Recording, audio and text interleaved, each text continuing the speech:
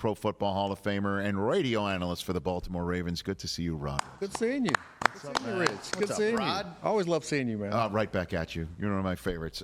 Hey, listen, Rod has got a game plan for today. This is not his first rodeo. Okay. So what's your game plan for today? After this, leaving, going to get some Gates, put it back in the room, and I'll eat it after Post game. He's got his post game meal. Gates is so delicious. We had that last time we were here. Wow. Gates is the old school. I mean, so when I played, we used to go to Gates, and then last time I came here, we went to Q39, and I was like, I think I still like Gates. So when you played here with the Ravens or the Steelers, you're talking about like way back in the day? Way back, when the Steelers. So way back in the day. When you were buying Gates for Mel Blunt? Is that what it was? When they say, hey, Rook, go get me some Gates? I'm not that old because I didn't play with Mel. Oh, I thought you did. No. That would make me... I don't know. Maybe at the back end. I would be. The only Hall of Famer that I played with back then was Mike Webster, Donnie Shell, and John Stallworth. So there's a few of them. So it's three. When you walked into the Steelers locker room for the first time, those guys from the Steel Those guys were in there. Mean Joe Green was the defensive line coach, and he was mean. He was a mean. What do you mean he was mean? He was mean. He was a teddy bear outside of football, but inside of the game itself, I mean, because back then, we didn't have digital, it was projectors. And when his defensive line was not doing well, and our defensive back room was right here next with, so Tony Dungy was our coach. Tony's not going to raise his voice. Yeah. But you could hear projectors and items being thrown in the other room and crashing against the wall, and it was Mean Joe Green. I love that story, man. Rod Woodson here on the Rich Eisen Show live in Kansas City. Just great Mean Joe Green story right there, that he was a coach when you first got to Pittsburgh. Did you ever hear Marshall's story about Mean Joe Green? No. He said Mean Joe Green, when Mean Joe Green was on the Cardinals staff, the Arizona Cardinals staff as an assistant. Oh, that's great. It's a great story. And somebody on the Cardinals was running all over. It might have been when he was on the Colts or the Rams. I don't remember where he was in Marshall's career. But Marshall was Marshall at this point in time. Right. And somebody was wearing out his team on the Cardinals and talking, just yapping. And he had no business yapping, Marshall thought. So Marshall came up with this huge play right in front of the Cardinals sideline. And as soon as he was done with it, he just went smoking the entire row. That went right down the Cardinals row, right in front of that bench. And he realized as he was just yapping at everybody, one of them was Mean Joe Green. And he went down the road and he went back and he says, "Not you, Mr. Green." Like you apologize. I didn't mean it. No disrespect. No disrespect to you. Mr. Green is what he referred to. Yeah, absolutely. You got to call him Mr. Green. Dude, what is it like in the bust room? Or, in the Hall of Fame room at the luncheon when everybody's back? And all you Hall of Famers are hanging out, welcoming in a new group. It's for me, when I first went in, it was really cool to see the older guys and meet them and talk to them. And because if you ever talk to one of the old school players, they have great stories. They have best stories, when you're talking about football, just for the fact that most of them way back in the day had to work in the off season, which a lot of people don't know. And to make ends meet. To make ends meet. Sometimes, depending on the team that you played for, you better be the first 50th guy to go cash your check on Friday, or the check might bounce. Oh. I mean, it was the stories that they would talk about. It's like, it was so amazing. And, that, for me, being around those guys and listening to those stories and seeing where the league is at today, it's grown so much over the years. But to see where these guys have kind of laid the foundation. And who were those guys when you first walked in there? Because you've been in the hall now for since '09. Since '09. Okay, so you're in your 15th year of being enshrined. Yeah. So Nitsky, Mean Joe, talking to Mel, talking to Franco. Deacon. Yeah, Deacon was a joy to be around. I mean, he was like, hey, I led the team, I led the league in sacks. I don't care what they say. And if I gave the head slap. I mean, the reason he can't slap heads anymore is because he was slapping the snot out of offensive linemen's heads. So yeah, he told me the story that he kept on head slapping, so offensive linemen would reverse the screw in their helmet to go out. Yeah, so when he head slapped them, the screw would hit him in his palm. He said that would happen. Like he would start head slapping and then have to pull back because the screws were out. So meeting all those type of guys, this old school guys, it was really fun to be around him. It really was. So now are you that guy now? Are you the OG walking around? I haven't been back in 4 years. Why? I don't know. I don't know. Okay. I don't know. We got to get you back. We'll talk about that outside. Okay. I just stepped on a third rail, Jess. Okay, but before were you that guy? Like you got the no, gray hair? I wasn't. No, I mean I have gray hair, but I wasn't the oldest guy in the room. Right. But I was getting close. I was getting up there. Okay. I was getting up there They was getting close to calling me Grandpa in the room. Best defensive back in the league right now, Rod Woodson. Ooh, best defensive back in the league. Who is that guy right now? That is a great question. I only ask those. You know that, Rod? That is a really good question because I think there's so many young, good talent. I think Sauce is going to be a really good player. I think the kid that the Ravens drafted, Higgins, man, I tell you what, if this kid just keeps progressing the way he showed in the preseason, he is going to be a perennial All-Pro. No and a kidding. Perennial Pro Bowler. Because he has all the tools. He's quick, he's fast, he's tall, he's long. He believes in his speed, so he sets on a lot of those routes. Now he's just got to get to the point where he can do it week in and week out, year after year after year. But he has all the tools. I mean, that was one of the best picks I've seen in a long time. And this kid is going to be a real player. So you go from Sauce to him when I'm asking you this question. That's not a bad. Well, I can't say that he's there because he's still got to grow, but the possibility of him being in another year, 2 years, him being the best defensive back in the league, I would not be surprised. Rod Woodson here on the Rich Eisen Show, getting set to call tonight's game for the Ravens Radio Network. And you straddle both ends of the fence here for this question. Patrick Queen going from the Ravens to the Steelers, to me, seems pretty damn significant for both teams. Yeah. How do you view that? Yeah, a big loss for the Ravens. But, they have a player that's Simpson that he hasn't played a lot, but he's that old school player that can run from sideline to sideline, and having Roquan Smith there to kind of guide him is going to be really key for him. But losing a guy like that, and then he goes to your rival, which they needed a middle linebacker. And you who would know better as to how that system, if you will, or the world of the Steelers revolves around somebody like Patrick Queen.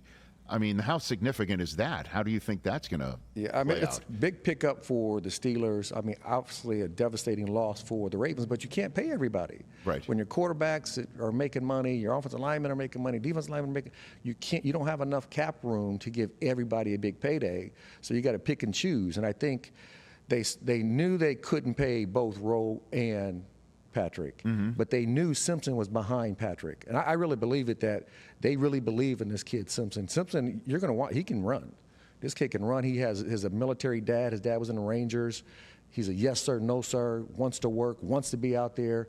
Was in all the preseason games, he was like, I was like, what do you need? He said, I need to play. I need to be out there. And I was like, not too many guys who are going to be starters say, I need to be out there.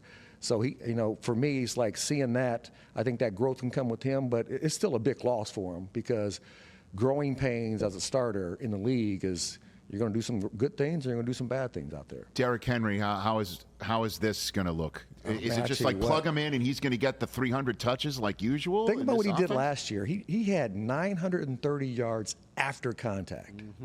He is a massive human being. Well, many times the contact occurred behind the line of scrimmage with him. Right. And I keep thinking to myself, that'll happen a heck of a lot less in Baltimore. Yes, you could take it. So I think the dilemma is for Todd Monken is Derrick Henry's better going downhill. Yes. He's not a side-to-side running back. So are we going to see Lamar more under center? Because when they had that the scrimmage with the Green Bay, he was under center a little bit, but it's going to be interesting to see if he's going to be under center, or is he going to be in pistol? Is he going to be behind him if he's in shotgun?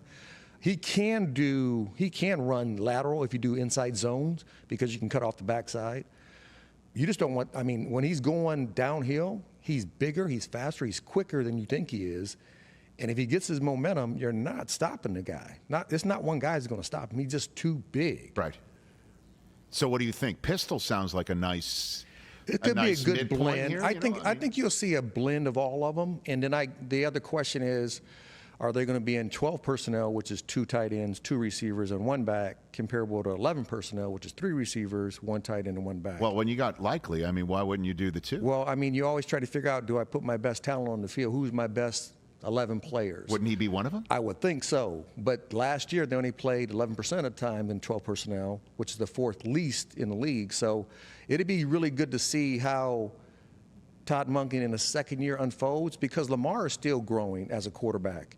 I mean, he had his highest completion percentage this past year at 65%. So he's still growing and learning the offense and still making it. I mean, last year was his first year in his time being in the National Football League is making audibles, which is, that's kind of surprising. I was shocked to hear that. He still won MVP. And he won MVP, but he's learning. So he's learning to take control, take leadership.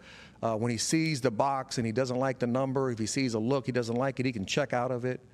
So those things that he's just starting to do, and he's right in the middle of his, the heights of his career. I mean, you look at these 2 quarterbacks even tonight, and the last 6 MVPs, 4 of them are playing tonight.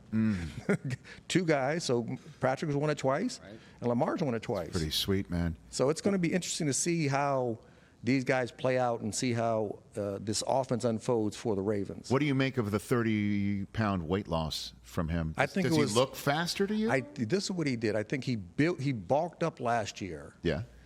And I remember me doing this when I came in. I was heavy when I first came in. I lost a lot of weight. Then I gained my weight back, and I said, man, I don't feel fast like I did before. So I lost like 8 pounds. Right. And I felt way faster. And that's what he's doing. So he bulked up last year. He didn't want to get hurt again. So he's been hurt multiple years. He didn't want to get hurt again. So now he's like, you know what? I want to get back to who I am. So he lost that weight. He trimmed back down. He looks great. So what does that mean, getting back to what he just won the MVP? Well, I know. So, and he did that without, he had some really good running backs, but now you put the dilemma with Lamar and Derrick Henry being in the same backfield as the defensive back or defensive coordinator is that when he puts the ball in his belly, yes, is that defensive end crashing to take the running back, or is he feathering to take Lamar? It's a heck of a choice. You better make the right one. Yeah, I mean, for me, I think I would hit Lamar. I would always hit Lamar, saying I need that ball to go to Derrick. At least I know where the ball's at.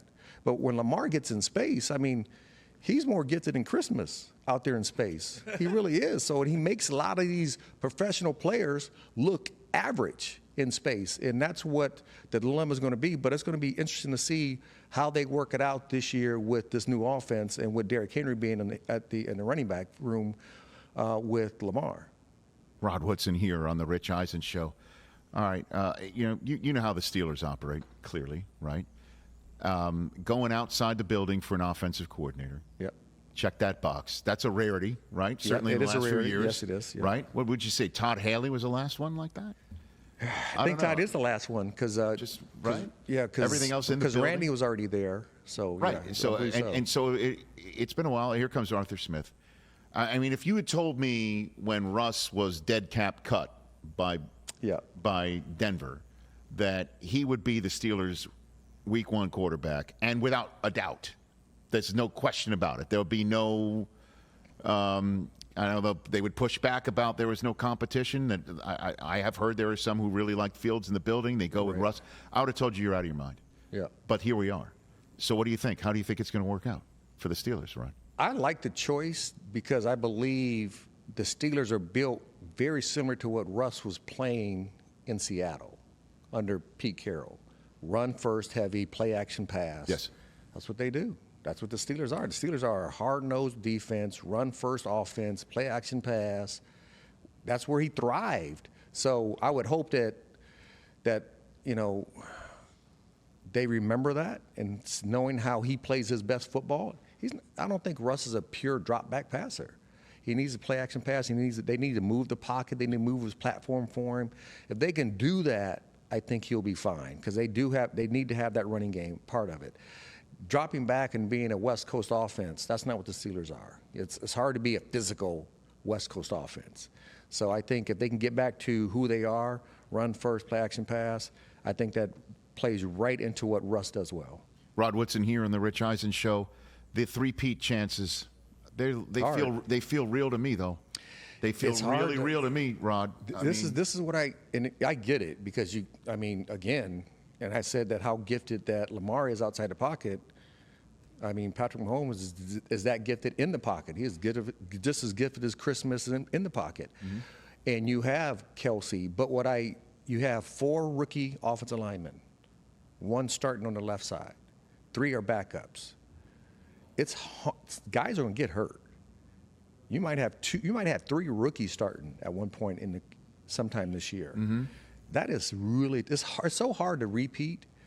But the three-peat, can they do it? Yeah, they can do it, because you still got Mahomes. Mahomes does so many just crazy, like, off-platform type of throws and plays out there. I think it's going to be harder defensively because you don't have Snead. Yes, they still have McDuffie, but Snead took the #1 receiver last year, and he shut him down for the most part. So can you do that again with McDuffie, and then who's your number 2?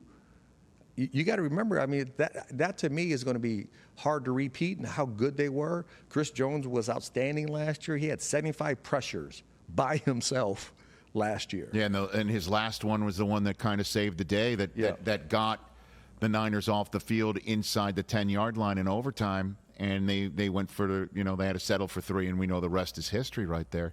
So do you choose the Ravens as the team to knock them off, to stand in their way? I do like the Ravens. The Ravens last year was the best football team in the National Football League.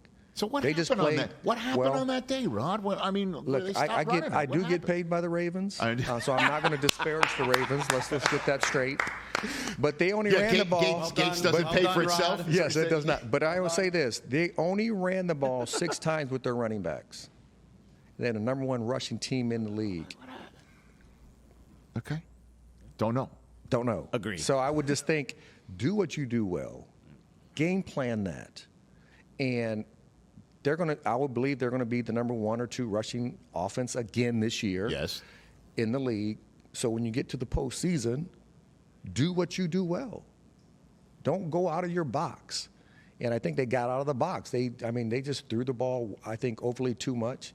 Well, it didn't help that Zay Flowers got hit in the right spot, in the ball. I mean, they were going in for that score, and that would have made things a heck of a lot different. They had chances to win the game, even though they played the way they played. Yes. I mean, they turned the ball over multiple times, got sacked multiple times. They still had opportunities to do the right thing and play. I mean, even Zay Flowers, and Zay never throughout the whole year, never taunted, never looked over a guy where he did. He made that one big play. He turned the ball over, looked at the kid. They gave him unsportsmanlike conduct. They moved the ball back. They don't get any points. So it's like all the things that happened in that game, they still had an opportunity to win. I still think they're the best team in the league, even though losing Patrick. Because I think Simpson, I'm watching this kid. This kid can run. This kid he's hungry. And it's really hard to find that old school philosophy guy, and he's one of them. The last thing I'm worried about, to be honest with you, is the way the Ravens have depth. I'm not worried about them finding somebody who is similar or can play, close to somebody they've lost. I just think they gave the Steelers exactly what they need. You know what I mean? And that may come home to roost on them. The Steelers have always been good defensively, though. It's the offense that the Steelers struggle with. That's true. And I said losing Patrick does hurt, but I think Simpson, he's not what Patrick is as today. Yes. But I think he will become that sometime. He's going to keep growing throughout the year. He has Rowe with him. You got to remember, even a couple of years ago, even when Mike McDonald was there, until they weren't that good on defense until they got that trade with Chicago and got Roquan Smith, and their defense got better and better and better. And then the second year they came back, and man, that defense was lights out. And I would believe that he's still the leader. Simpson's right there. Simpson can run. He's physical. He's young. He's hungry. So that, to me, I don't think that's going to hurt them as much. But my biggest question for the Ravens is, what is the offense going to look like Is it going to be the 12 personnel? Is it going to be likely? I think you do a combination of all of it, but the biggest thing is like, is he going to be under center? Yeah. Or is he going to be in shotgun? Great because question. he's better in shotgun because he's so talented in space. Because a quarterback under center is more, you're going to hand it off a play action pass. Well, don't you remember when Peyton joined the Broncos, Gary Kubiak's there, and he just didn't do the boots.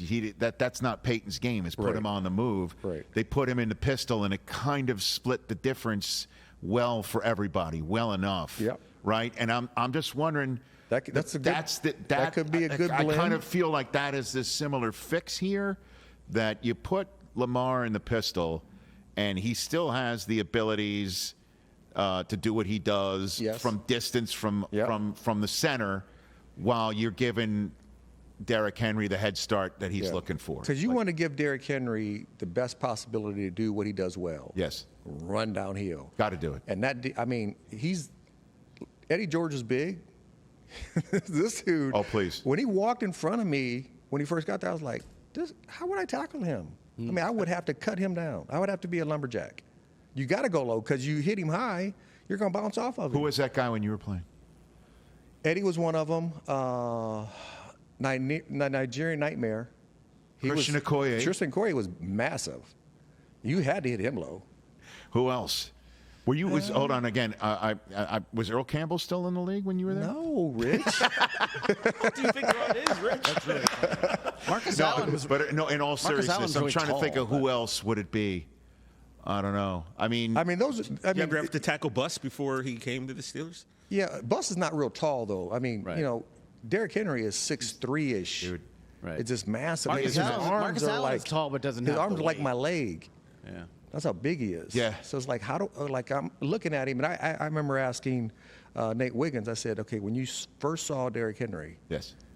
what was your thoughts? He was like, I don't know how to tackle him. It's like just walking in the hallway. It's like, you think as a defensive back, like, how would I hit this guy if he comes around the corner? Business decisions. Well, you would hope that they don't step out of the way, but at least close your eyes and take one for the team.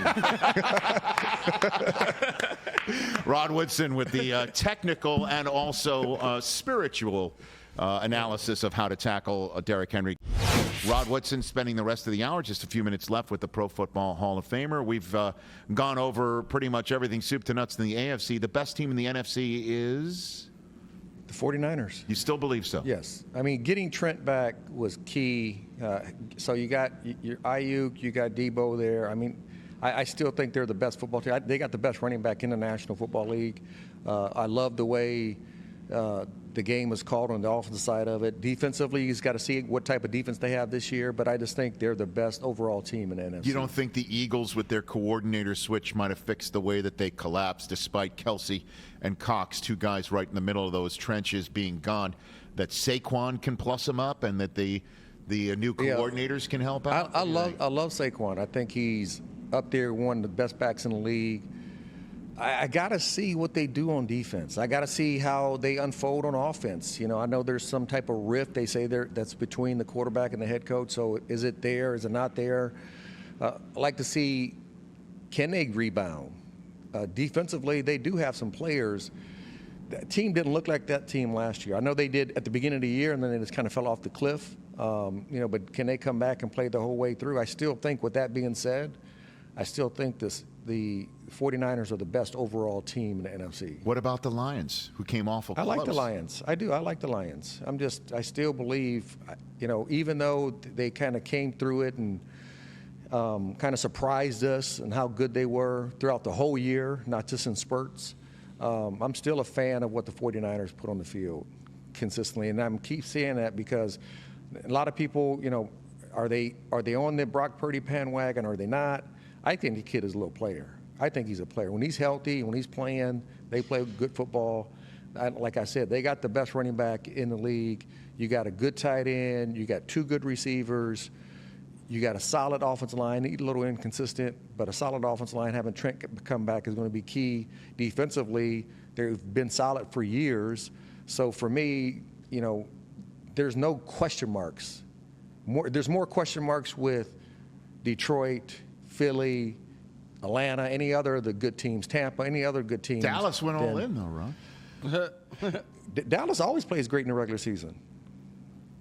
What is it And about? then, What is it about? I don't the know. playoffs? I don't. It's just something. You've been in the playoffs, man. You know what it takes. So what is it? It's just when they get to that point, they just don't play good football. I don't know what it is with that team. They're talented. They play well. They play great in September.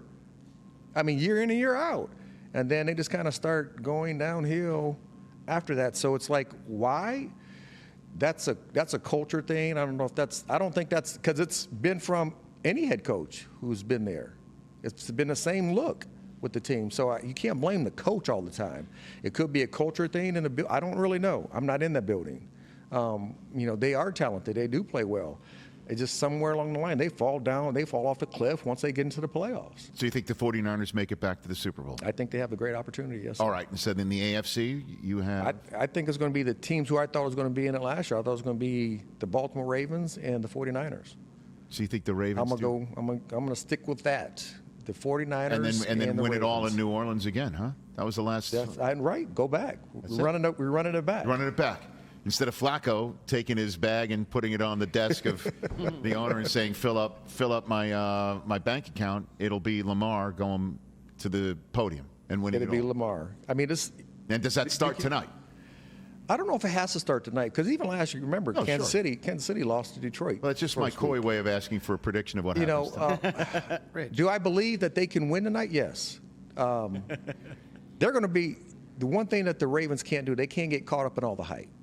You can't get emotionally hijacked inside of this game. Yes. Because you do remember. They remember. They haven't talked about it all week, right? That like what happened last year. To get to the Super Bowl, they have not talked about it. They never said it was a revenge game. Every player who was on that roster, they remember. They remember what it felt like for those guys to be partying on their field, and they had to walk off that field and go into their locker room. You better remember that. So I would think they're going to come out and try to spoil their party because remember they're donning their banner and all that stuff, and they got their rings. Now you're coming into their place, spoil the party for that season opener. So. You think that quieting of the crowd happens tonight?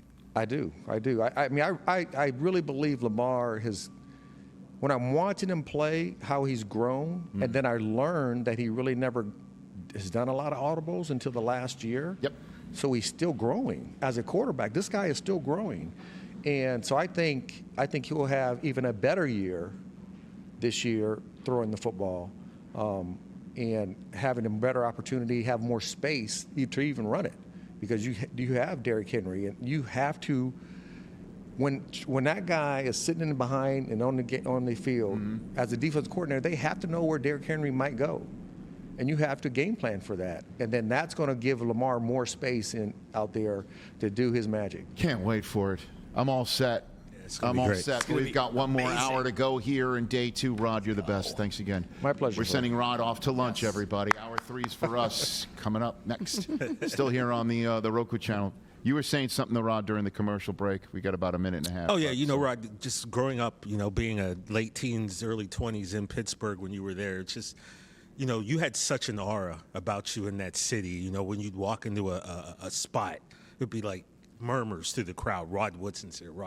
So it's just, even now, every time I get to see you, I go back to like 90, 92, 90, it's just, you were just such the man back in Pittsburgh. And I will say this, I've been to many sports bars. I told you this before. He had a sports bar in Station Square called Woodson's, which to this day, I will tell you, is amongst the 2 or 3 best sports bars I've ever been in. I appreciate that. Rich, I told you I played Carnell Lake and NBA Jam there a few times, beat him on the game. But yeah, just you in Pittsburgh and Woodson's bar was some of the best memories that I have hanging out there, man. What happened at Woodson's bar? We were before our time. We were on the south side. We didn't have a lot of foot traffic over there, so they were right under the Monongahela incline that you always right see. There. I mean, game day was packed. Baseball games was packed. Other than that, wasn't packed. So it's now packed up? It's now packed up and moved on. But it was amazing. It was great. Carnell Lake? NBA Jam, me and Carnell Lake beat him. He's your guy, right, Carnell? Carnell's my guy. Right. He's my guy, yeah. Yeah. He's coaching in the USFL, or UFL now, UFL. And that's the other thing. You'd see different players strolling in, coming in the bar all the time. Best. Yeah, we let all players from any sport. Including hockey, Webster Slaughter? I would let Webster come in. That was Mike Tyson's Punch-Out. Catch the Rich Eisen Show every single day on the Roku channel, 12 to 3 Eastern, for free.